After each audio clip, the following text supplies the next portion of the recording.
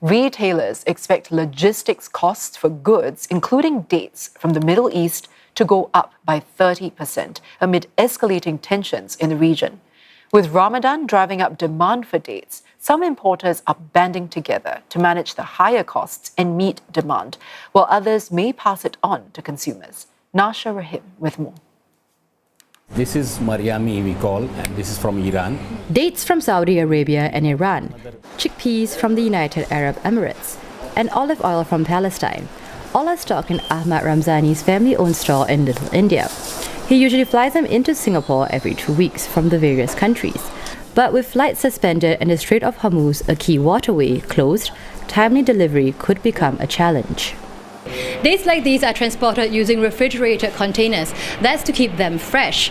But major shipping lines have imposed war risk surcharges for cargo going to and fro the Middle East. These surcharges could go up to 5,000 Singapore dollars per container. And observers say that as trade routes shift, delays could go up to 14 days. So far, Ahmad's logistic costs have gone up by 25%. But he's now pooling resources with other importers, sharing costs and risks to bring in different types of dry fruits, nuts and dates, a strategy they have used since the COVID pandemic. We realized because it was not possible for a single importer to import everything.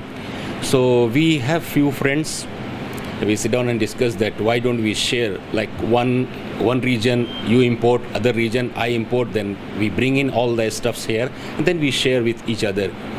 For this seller, all his dates come from Saudi Arabia. He's working closely with his suppliers to manage transport costs. Otherwise, prices of these dates could spike by 30%. With peak demand during Ramadan, he's also worried about whether stocks will last.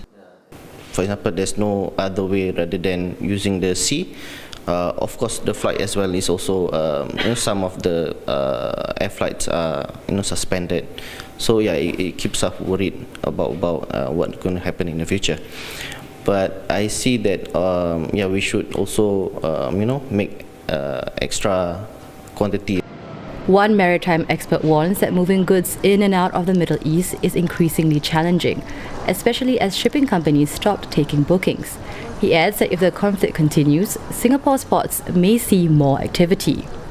Given that, it is possible that shipping companies change their strategy from slow steaming, which is happening now, to starting to offload the boxes at some of the transshipment hubs. So that looks to me a probable scenario wherein you may see vessels starting to offload their boxes in Singapore, Port Klang or elsewhere, any of the transshipment hubs.